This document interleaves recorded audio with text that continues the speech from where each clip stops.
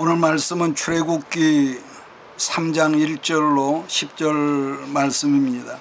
그래서 오늘 말씀의 제목은 그동안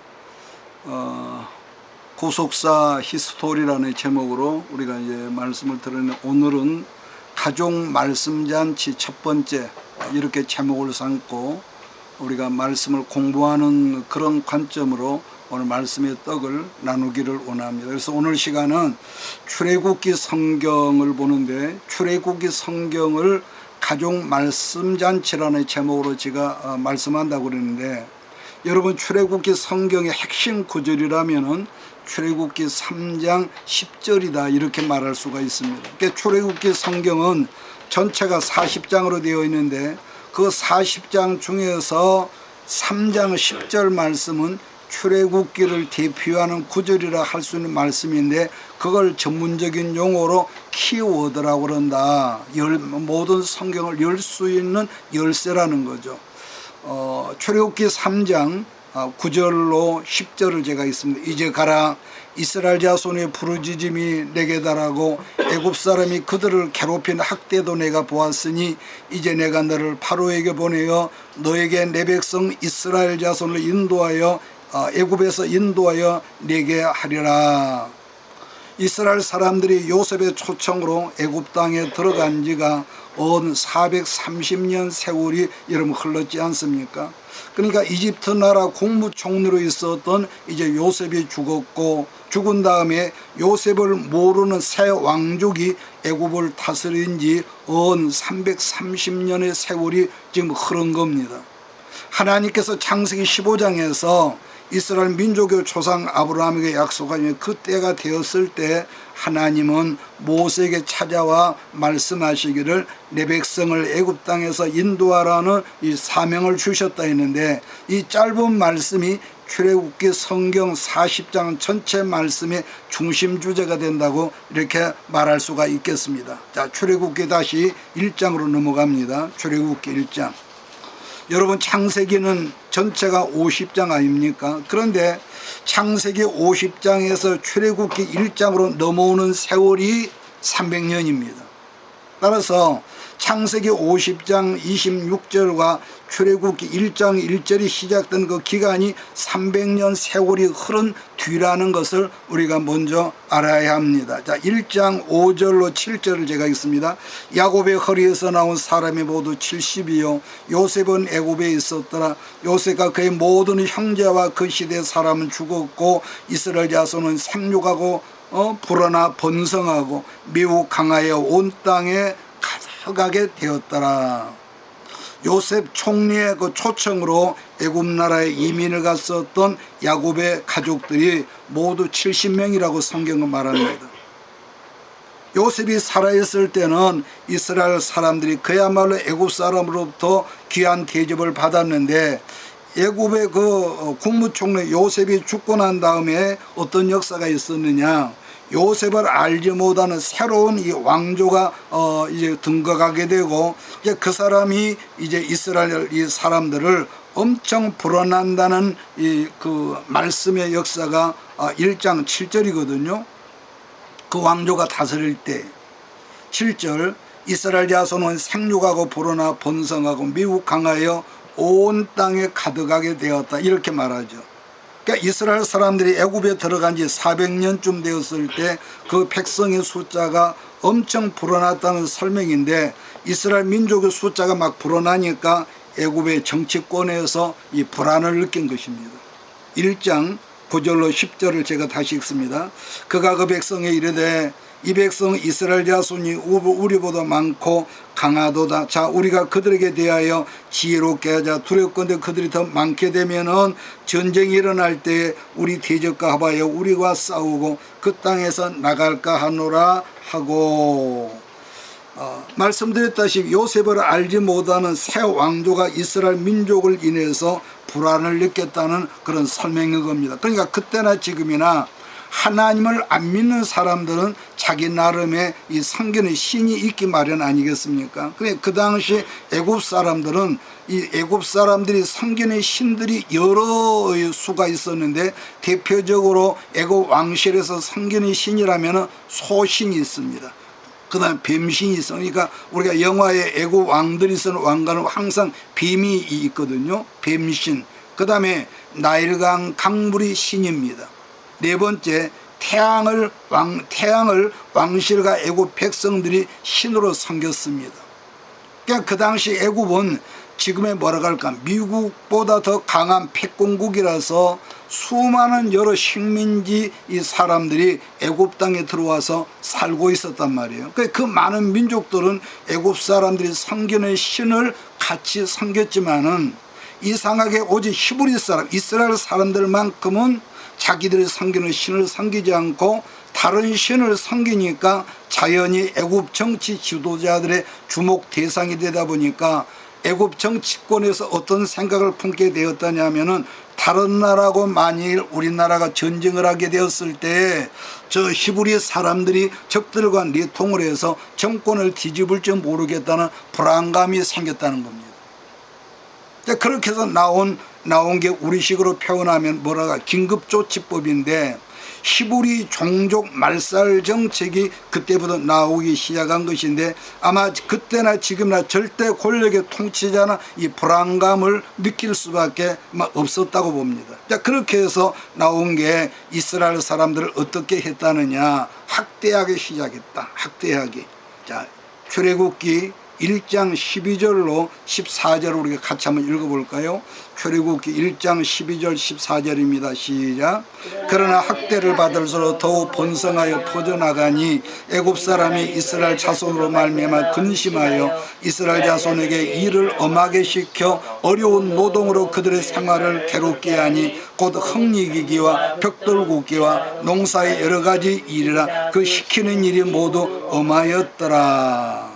그러니까 우리가 상식적으로 아는 것은 학대를 받으면 사람들이 의기소침하고 그래야겠는데, 이스라엘 사람들은 애굽 사람들로부터 엄청난 학대를 받을수록 뭐 했다는 거요? 더 번성하며 더 강성해졌다는 이 설명입니다. 그러니까 이런 점을 옛날부터 성경학자들이 말하기를 뭐라고 평을 했냐, 이스라엘은 팽이 신앙의 민족이다 이랬습니다. 이게 무슨 말이냐면은, 오늘날은 우리 아이들이 장난감이 어려서도 무지장 많다 보니까 팽이 그러면 잘 모를 거예요. 팽이. 그러니까 왜냐하면 지금은 아이들이 엄마 뱃속에 태어난 지 얼마 있다가 벌써 뭘 가지고 논다느냐, 핸드폰을 가지고 놀고 있는 시대이기 때문에 팽이 그러면은 이걸 잘 모른단 말이에요. 자, 그러면은, 자, 목사님이 어렸을 때는 학교에서나 어디서든지 아이들 놀잇감이라면 자연히 팽이치기라든지 딱지치기가 유일했습니다. 그런데 팽이는, 여러분 팽이의 특징이 뭐냐면요, 팽이는 치면 칠수록 윙하는 소리를 내면서 막 이 엄청난 속도로 돈단 말이에요. 자, 그런데 그 잘 돌고 있는 팽이를 팽이채로 치지 않으면 어떻게 되겠습니까? 팽이가 금방 시들어가 죽어버립니다. 애굽 사람들은 히브리 사람들이 단결하지 못하게 하고 번성하지 못하려고 엄청난 학대를 시작을 했는데도 불구하고 문제는 아까 제가 언급한 대로 학대를 받으면 받을수록 뭡니까? 더 번성하고 더 민족이 결집했다는 것, 설명했다는 것. 그랬으니 잔머리가 잘 도는 사람들이 그때나 지금이나 똑같은데 위태함과 두려움을 느끼면서 뭘 만들어내? 새로운 어떤 악법을 만들었는데, 그것이 바로 이스라엘 산모들이 남자아이를 낳으면은 나일강 강물에 던져 죽이게 하고 여자아이들이 태어나면은 살리도록 했다는 겁니다. 자, 그러니까 이스라엘 사람들이 여러분 얼마나 마음고생이 심했을까? 여러분, 사람이라고 하는 것은 동선 고금을 막론하고 유무식을 막론하고 이런 게 있으면, 어려움을 당하면은요, 어려움을 당하면 비로소 어떤 현상이 나느냐, 더 좌절하고, 요즘에는 자살한 사람이 전 세계에서 우리나라가 제일 많다거든요. 그만큼 먹고 살만하니까 자살한 사람이 많대. 그런데 어려움을 당하면은 뭐가 있느냐, 비로소 사람들이 하늘을 향하여 탄식하며 부르짖기 시작한다는 거예요. 여러분, 우리가 살고 주변에도 보는 것이지만은, 예를 들면은 우리 남편이 지금 돈을 엄청 잘 벌고 있어.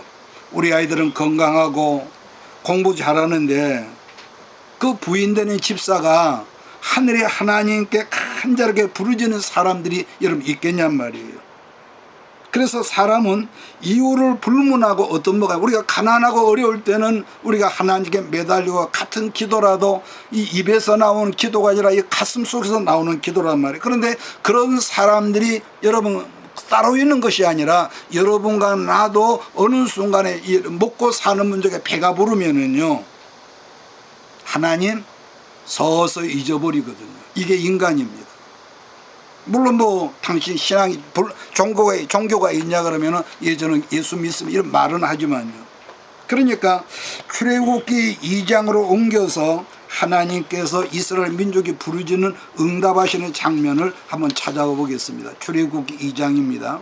2장 1절 내 가족 중 한 사람이 가서 내 여자에게 장가들었다 이렇게 말합니다. 그러니까 이스라엘 사람들은 애굽 사람들의 학대를 받았기 때문에 하나님께 죽겠다면서 울부짖고 아우성인데도 하나님은 지금 하나님의 역사 응답은 어떻게 시작하느냐, 지도자 모세를 낳게 되는 처녀 총각부터 지금 이 등장을 여러분 출애굽기 2장에서 이 등장시킨다는 거죠.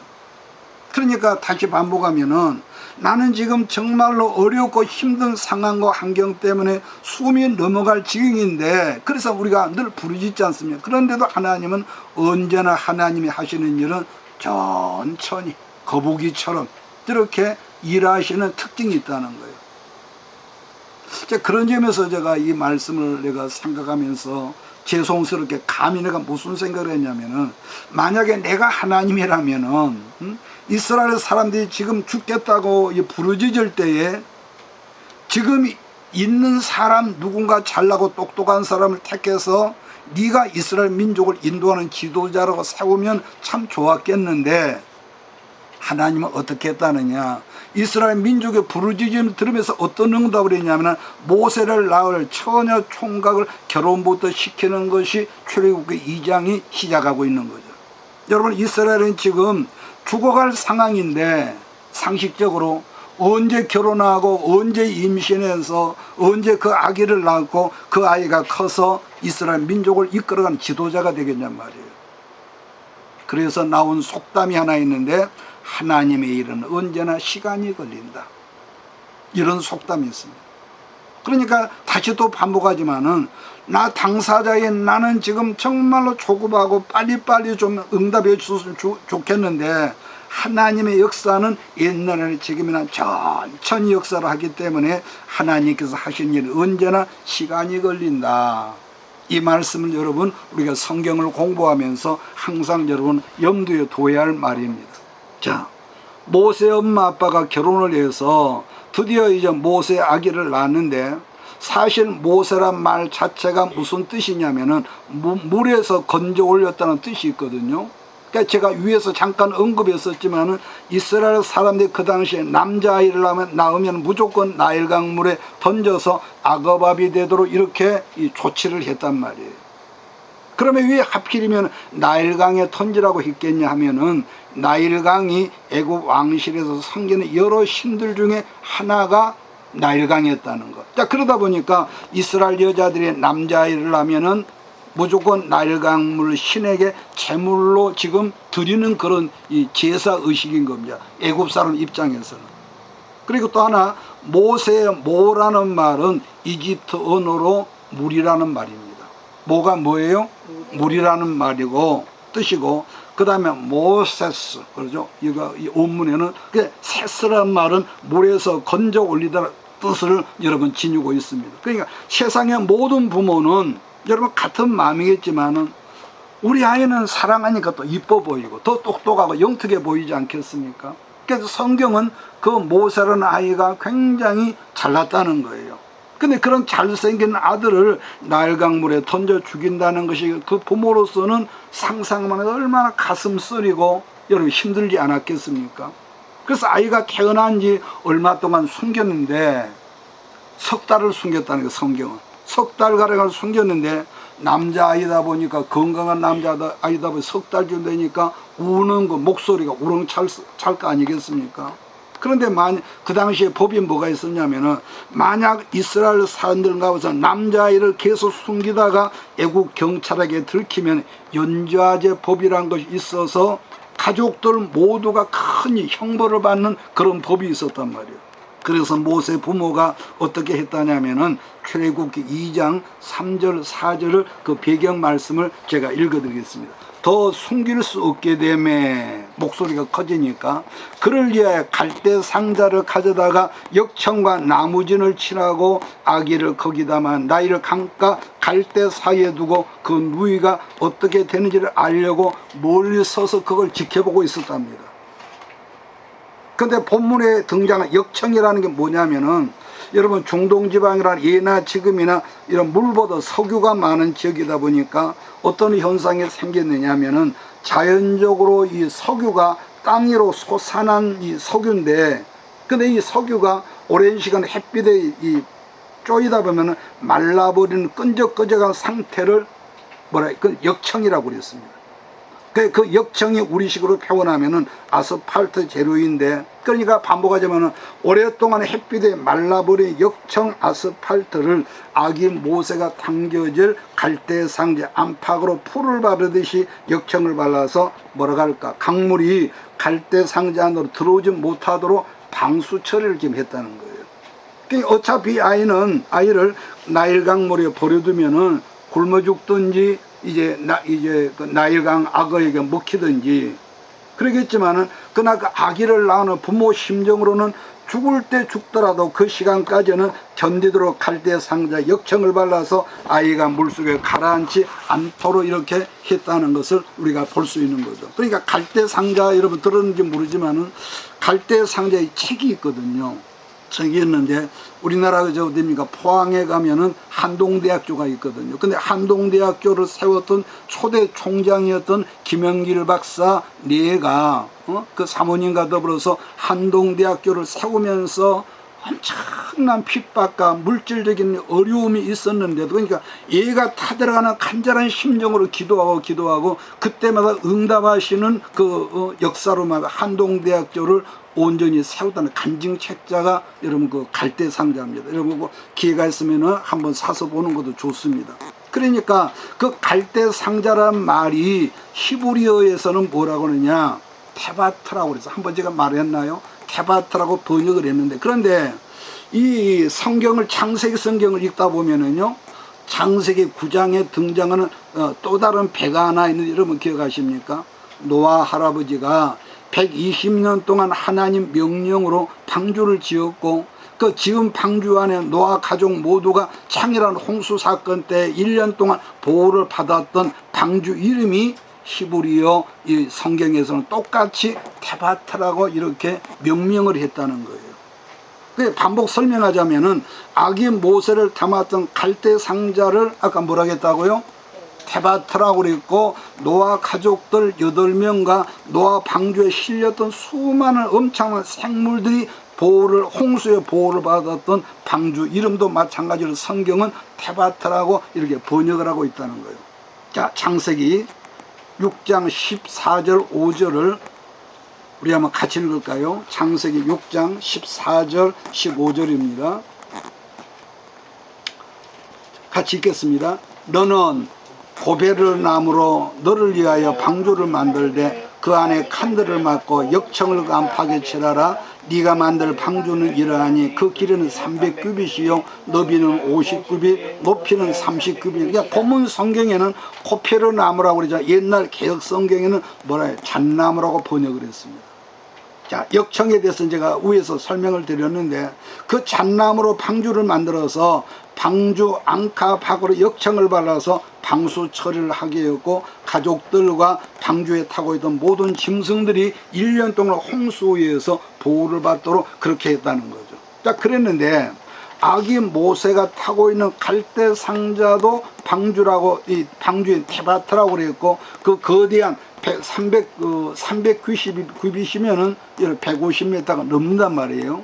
150m가 넘는 그 엄청난 노아 방주도 테바트라고 말했다는 거. 자, 그런데 우리들이 알다시피 구약 성경은 히브리어로 기록되어 있고 신약 성경은 헬라어로 기록되는데, 신약 헬라어에서는 구약 성경에서 테바트라는 말을 어떻게 번역하고 있냐 이래 봤더니 에클레시아, 이런 많이 들어봤죠? 에클레시아라고 번역을 했다는 거.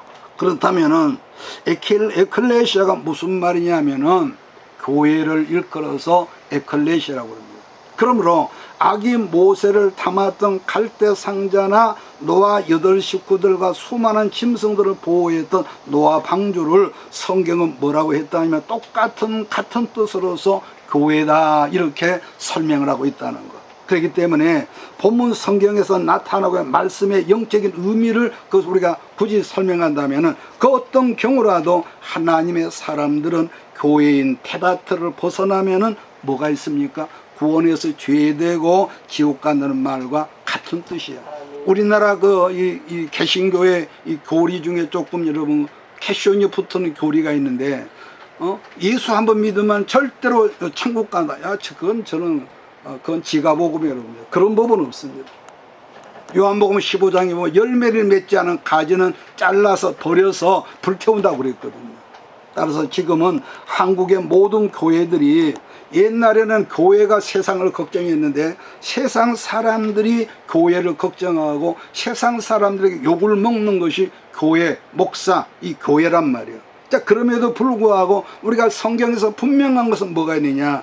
그럼에도 불구하고 하나님의 교회는 하나님의 성도들을 천국까지 보호하고 인도하는 테바트라는 점을 잊지 말게 되기를 예수 그리스도 이름으로 여러분을 축복합니다.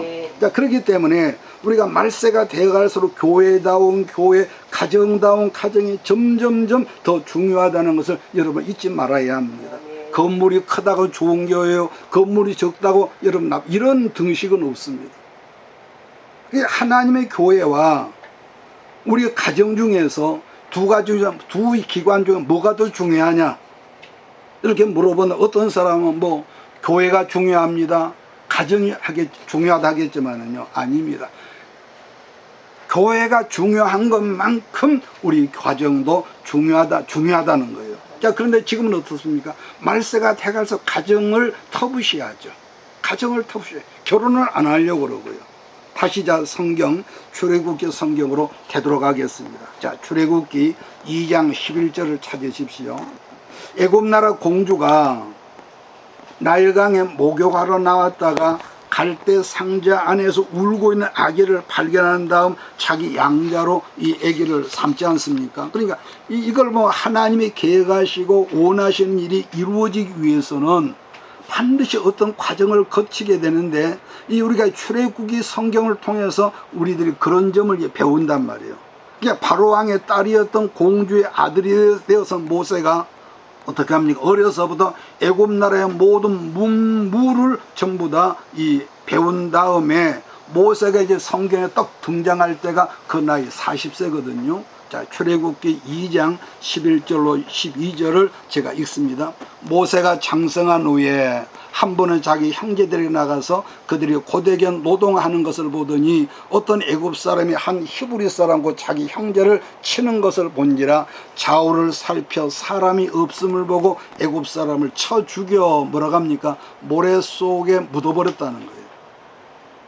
여러분, 모세가 애굽 나라 공주의 아들이 되었는데 뜻밖의 성장 배경을 보면은 자기 친어머니가 유모가 되어서 모세를 월급받고 지금 키우는 거예요. 키우는데 그 어머니가 모세를 여러분 키우면서 두 가지 교육을 시켰는데, 그때부터 모든 크리스찬, 이스라엘을 막론하고 모든 크리스찬의 중심 교육이 되었다고 이렇게 말하거든요. 그러니까 모세 친어머니가 유모 자격으로 그렇게 길렀는데, 지금도 이스라엘 사람들은 모든 자녀 교육에 있어서는 어머니 역할이 절대적이고 이게 하나의 전통이 된 겁니다. 자, 그렇다면은 어머니로서 두 가지 자녀 교육이 뭐였냐 하면은, 첫째는 하나님 사랑입니다. 하나님 사랑. 그리고 두 번째가 뭐냐면 동족사랑. 신약에서는 이웃사랑으로 동족사랑이 어머니 모세가 어린 모세에게 젖꼭지를 물리면서 이 3년 동안 계속 가르친 거죠.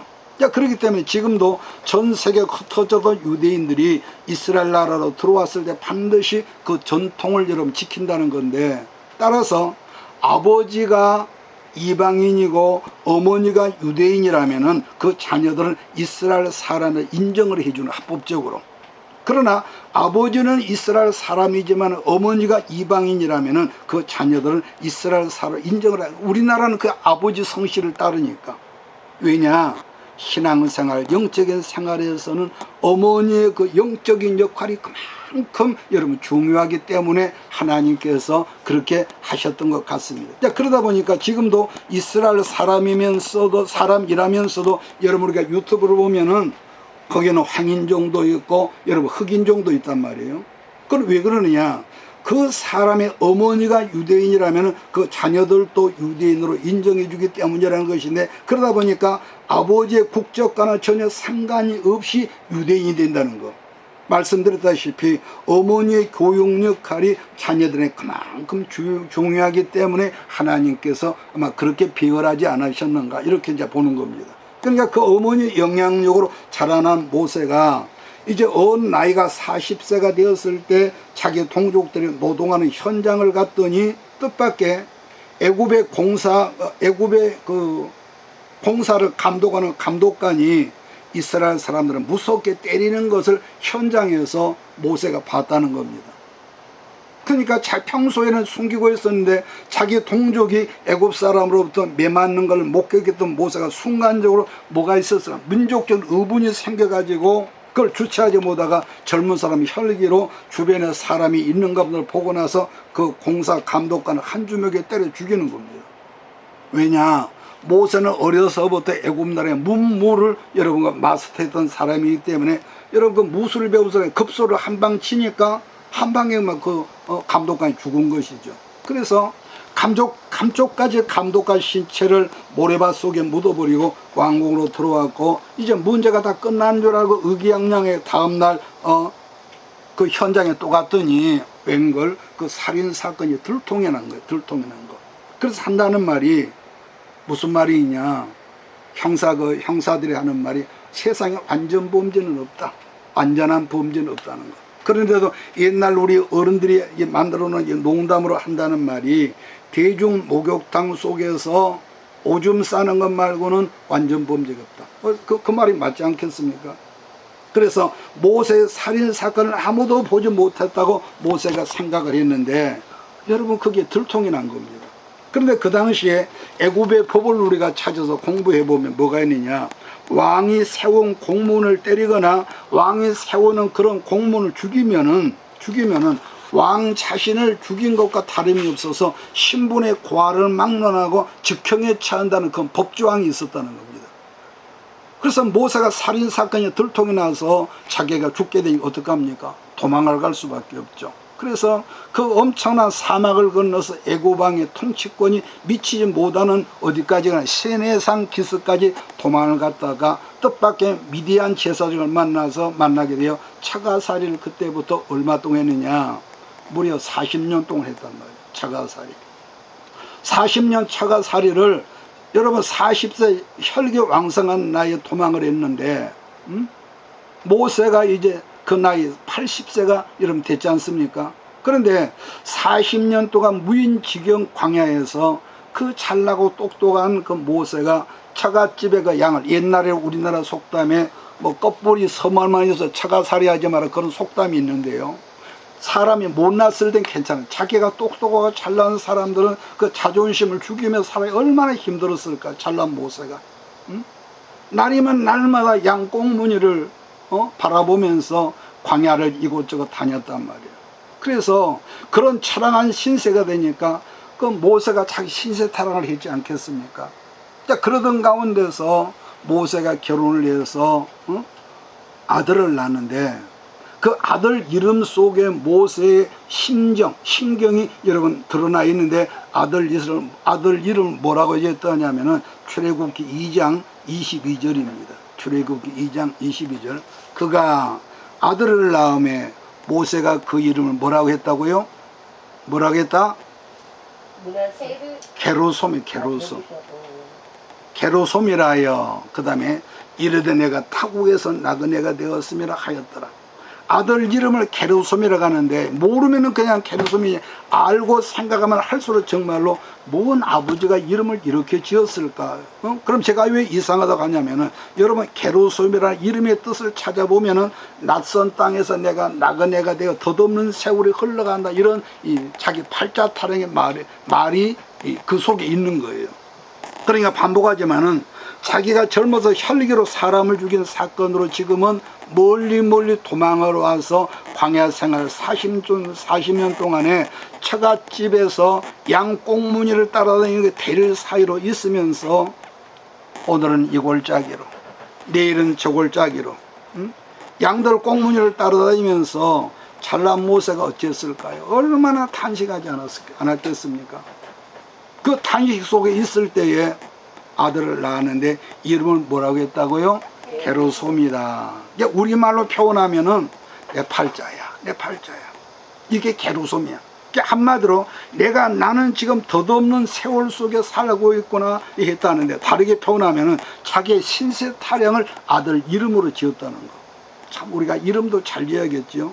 그래서 모세가 자기 아들 이름 부를 때마다 그 뜻이 뭐예요? 모를 때는 게르솜인데 내 팔자야 했었는데, 근데 여러분 우리가 성경을 쭉 보다 보면은요, 그 게르솜의 후손들 그 내력을 찾아보면은요, 그야말로 그 이름처럼 더럽게 살았다는 후손들 이름이 성경에 있습니다. 대표적으로 한 군데를 찾아본다면은 사사기 18장을 보면은, 그걸 뭐 지금 뭐 다 설명할 수는 없지만은, 단지파에 사입이 2단 제사장으로 살고 있는 걸 발견하는데, 그 이름을 사사기에서 요나단이라고 말했습니다. 자, 그런데 게르솜이라는 신세 타령 이름이 근자회에 와서 대표적으로 사용되는 경우라면은, 옛날 이런 프랑스 공마당 이야기를 보면은 그 주인공 이름이 안소니 퀸인데 주인공 이름을 게르솜이라고 그랬습니다. 이 게르솜 이름이 뭐 잡지, 또 그림, 여러 가지 지금 사용하거든요. 그러니까 이걸 우리한테 소급 적용을 한다면, 내가 지난 세월에 잘 살아본다고 살았지만은 뭐 보람도 없고 덧없이 세월을 살아서 신세 타령의 대표적인 언어가 게르솜이라는 겁니다. 그래서 말세를 사귀는 우리들 역시도 우리가 날마다 이 무더운 여름에 열심히 산다고 살았지만은 살아온 세를 문득 돌아보니까 여러분 탄식할 때가 여러분 있지 않겠습니까? 그 어느 순간 보면은 이것도 싫고 저것도 싫고 몸은 피곤하고 다 귀찮아서 때려치우고 싶고, 어떤 사람은 내가 이 세상을 끝나버릴까? 그냥 오죽했으면 그런 극단적인 생각을 할 때도 있었다는 거 아니겠습니까? 근데 그럴 때마다 내 경우에 성령님께서 찾아오셔서 말씀하기를, 사랑하는 종아, 어쩔 때는 사랑하는 아들아, 조금만 더 참아라, 조금만 견디라, 이렇게 하시다. 그러니까 그런 기가 막힌 인고의 긴 세월을 광야에서 인내하며 기다렸기 때문에 결국은 모세가 300만 이스라엘을 인도하는 위대한 지도자로 하나님께 세우시다는 겁니다. 여러분, 그래서 출애굽기에서 복음적으로 핵심이 되는 구절이라면 또 출애굽기 12장 3절이라고 할 수가 있거든요. 자, 여러분 출애굽기 12장 3절로 4절을 여러분 찾아서 한번 읽겠습니다.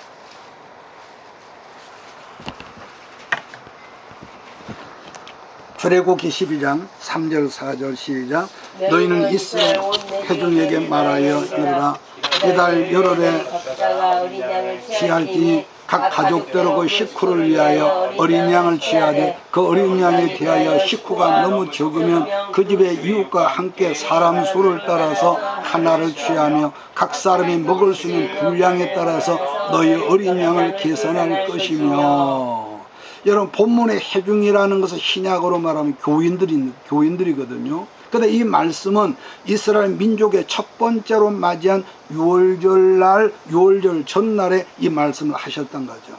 우리들이 구약 성경을 읽으면서 어린 양이 등장한다면 신약에 누구로 보라는 것입니까?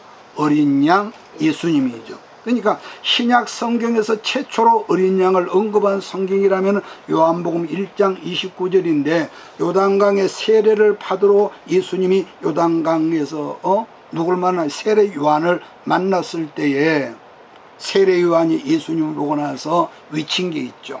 보라 세상 죄를 지고 가는 하나님의 어린 양이로다. 따라서 여러분 우리가 성경을 읽다가 어린 양이라는 문구가 나오면은 우리의 무거운 죄짐을 짊어지고 십자가에서 죽으신 예수님이구나, 이렇게 여러분 스스로 번역을 해도 좋습니다. 자, 그래서 성경에 처음 등장하는 유월절날 이스라엘 민족의 모든 가정단위는 뭐라고 했냐면은 어린 양을 잡아서 고기를 먹고 그 양의 피를 가지고 또 뭐라고 명령했냐면은 각 가정의 속죄제물로 죽은 어린 양의 피를 양푼에 받아서 그 가정집의 집의 임방과 설주의 제물의 피를 바르도록 했다. 여러분 여기서 참고적으로 임방과 설주라는 말을 우리식으로 그대로 이거 한문 성경에서 나온 거니까 임방과 설주라고 그랬는데 우리말로 그대로 번역해서 옮기면은 이렇게 됩니다. 우리 집 대문 문틀이죠. 목수들 말로는 뭐라고 하죠? 문틀을, 그렇죠. 문학구라고, 문학구 말하는데, 가로로 그 피를 바르고 세로로 쭉 위에서부터 아래까지 문틀에 피를 발라두면은 자연이 어떤 형상이 되느냐. 여러분 십자가 표시가 되는 것인데 그 말씀이 출애굽기 12장 13절입니다. 제가 읽습니다. 특히 12장 5절을 보면은 이렇게 됐거든요. 너희 어린 양은 흠없고 1년 된 수컷으로 하되 양이나 염소 중에서 취하고. 그러면 이 말이 무슨 말이냐면은 어린 양을 제물로 쓸 자격이 있는 제물은 반드시 뭘로 하라는 거예요? 수컷으로 하되 아무 흠이 없는 1년 미만의 양이나 염소를 하라는 겁니다. 그러니까 여기서 흠이 없는 수컷이라는 말이 또 무슨 뜻이냐면은 여러분 양이나 염소는 1년이 지나면은 어떤 현상이 생기냐? 발정기가 생겨. 그러면 제물로는 이건 패스가 안 되는 거죠. 왜? 발정기가 났다는 것은 이건 흠이 되는 거니까. 그러면은 6월절날 초저녁에 우술초란 이제 풀이 있습니다. 성경 우술초가 많이 나거든요. 근데 우리나라 말로 말하면 뭐라고 할까? 미나리과. 여러분 오리탕집에 가면 미나리를 몽땅 주잖아요. 그러니까 성경의 우술초나 우리나라 미나리 식물에는 공통성이 하나 있는데 해독작용이 있습니다. 그러니까 물이 아무리 더러운 물에 미나리를 심어 놓으면 그 모든 이 오염된 물을 정화시키는 작용을 도토리나 미나리가 하는 거죠. 이건 의학적으로 과학적으로 검증이 된 겁니다. 그냥 그 우술초에 그 제물로 썼던 그 제물에 피를 묻혀서 우술초에 묻혀서 그 집에 아까 어디다 바르라고요? 임방과 설주, 다시 말하면 대문의 설주와 임방에 바르도록 했습니다. 마찬가지로 레위기 성경을 보면은 대제사장이 번제단에서 제물을 죽인 다음에 양푼에 피를 담아서 지성소 안으로 들어가서 우술초 그 풀에 피를, 그 제물에 피를 묻혀서 지성소 안에서 그 피를, 우술초에 묻은 피를 7번 턱턱 이렇게 뿌리는 겁니다. 그렇게 하면은 어떤 역사가 있느냐? 이스라엘 민족의 모든 죄가 한 해 동안, 얼마 동안? 한 해 동안 속죄함을 받은 하나의 제사의식이 된 겁니다. 여기서 참고적으로 말한다면은 구약시대 때 제물의 피는 한 해 동안 속죄를 의미하지만은 신약의 우리 예수님 십자가 피, 우리 죄를 져서 죽어주신 속죄제를 제물로 죽으신 예수님의 십자가 피는 그 효력이 언제까지라고요? 영원 무궁입니다. 영원 무궁입니다. 그래서 성경을 이러한 식으로 우리가 읽으면은 구약 성경에서 신약의 예수님을 발견하게 되는 것이고, 신약을 읽을 때 구약의 제물을 우리가 발견하게 된다는 거죠. 자, 12장 13절을 제가 읽습니다. 내가 애굽 땅을 칠 때에 그 피가 너희가 사는 집에 있어서 너희를 위하여 표적이 될지라. 내가 피를 볼 때 너희를 넘어가리니 재앙이 너희에게 내려 멸하지 아니하리라 했는데, 여러분 보십시다. 내가 예수를 믿어 지금. 그런데도 내가 나를 볼 때도 나는 내 속에 여러 가지 죄가 있어. 누구 보면은 꼴 보기 싫은 사람이 있고, 욕을 퍼대고 싶은 사람도 있고, 그러잖아요. 그리고 뭐 하나님이 죄란 말이에요. 그러니까 이스라엘 사람 입장에서 내가 나를 볼 때 여전히 죄인 중에 죄인인데도, 오늘 결론은 예수님의 피를 우리가 입으로 말하고 입으로 시인하고 마음으로 믿는다면은 그 사람은 하나님께서 뭐라고 한다느냐? 너는 의롭다. 다시 말하면 너는 내 아들이야, 내 자녀다, 이렇게 말한다는 거예요. 그래서 유월절날 밤에 하나님께서 보내신 죽음의 사자가 애굽 천지를 다녔는데 그 집에 피가 발라져 있으면 그 집안에 장자를 죽이지 않고 다음 집으로 건너가 버렸습니다. 그러나 그가 이스라엘 사람이라 했을지라도 그 집 문 설주와 임방에 제물의 피가 없으면 그 집안에 맏아들이 그날 밤 죽는 심판이 있었던 것이 바로 유월절이라고 합니다. 한문 성경으로 보면 유월절의 유자가 넘어갈 유고, 또 영어 성경에서는 이걸 뭐라고 했냐, 패스 오버라고 하죠.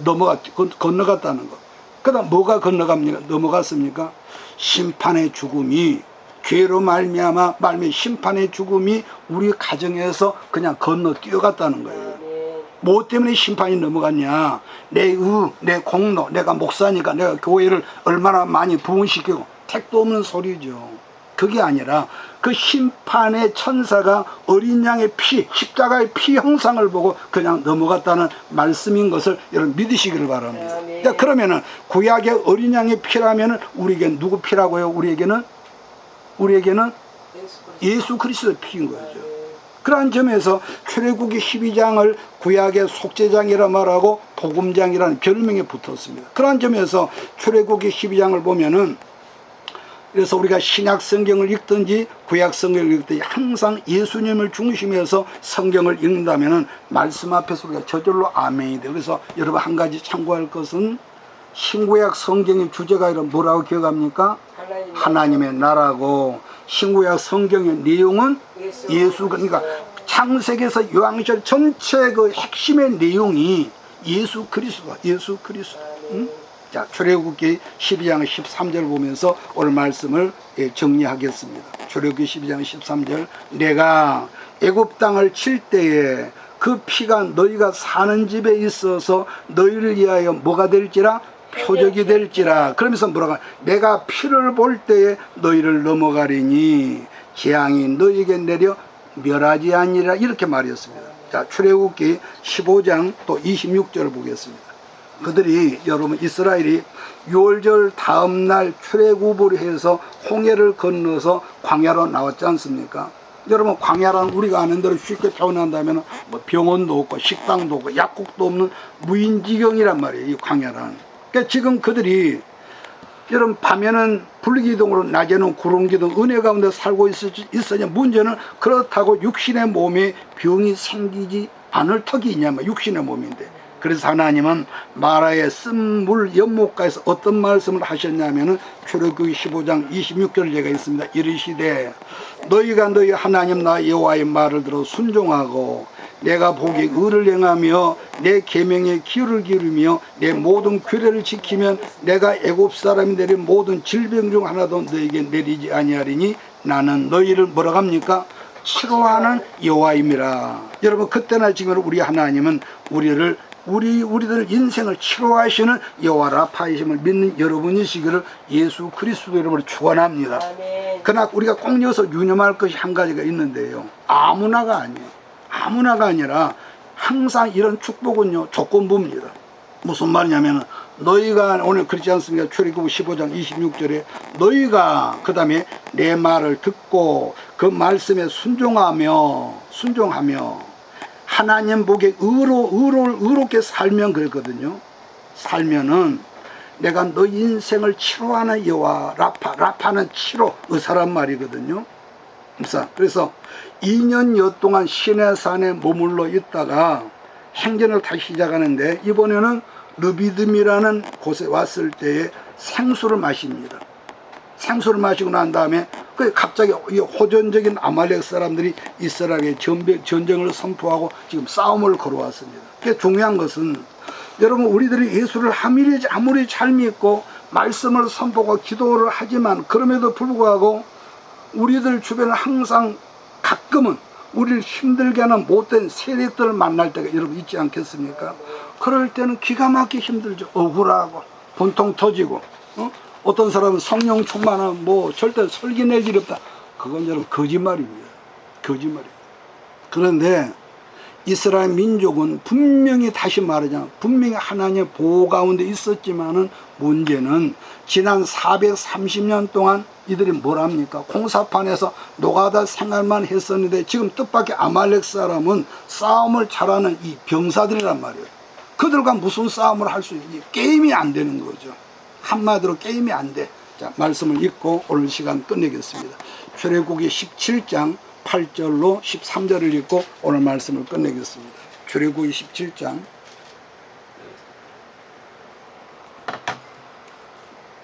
8절로 13절을 같이 읽습니다. 시작.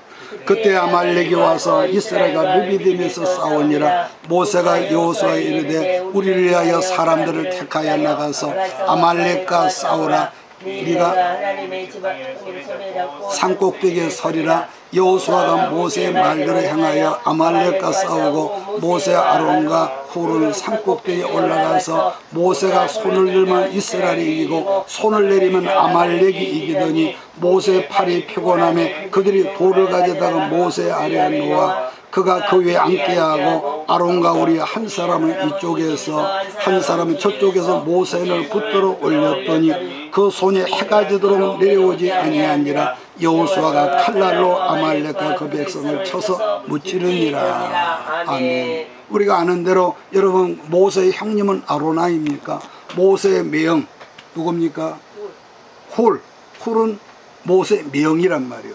그래서 우리가 이 가족들이 기도한다는 건 굉장히 중요합니다. 그러니까 지금 읽은 말씀의 결론을 제가 간단하게 말하자면 뭐냐면은 이게 있습니다. 여러분하고 내가 분명히 하나님의 사람일지라도 내가 기도하면 하나님께서 여러분과 나를 대신해서 싸워 이기게 해 주셔서 여호와 니시가 되지만 믿습니까? 내가 기도한 하나님이 도우셔서 여호와 니시가 되지만 내가 분명히 여러분과 내가 성령의 사람일지라도 기도를 지속하지 않으면 하나님께서 나의 사정을 뻔히 아시면서도 방관자가 되신다는 말씀이 바로 이것인 것이죠. 그런 점에서 기도란 꼭 교회에 와서만 여러분 하는 것이 아니라 여러분의 직장과 여러분의 가정이나 여러분이 어느 곳에 있든지 간에 우리 하나님과 여러분의 그 생각의 주파수가 맞아서 마치 우리가 젊었을 때에 내 애인을 그리워하고 좋아하고 했던 것처럼 사사건건 그래서 그때 그 애인을 생각했듯이 주의 말씀이 여러분 안에 있어서 주님과 동행하는 한 주간, 주님과 동행하는 새로운 한 달 승리하는 여러분 큰 축복의 그릇이 여러분 모두에게 있어지기를 예수의 이름으로 축원합니다. 이것이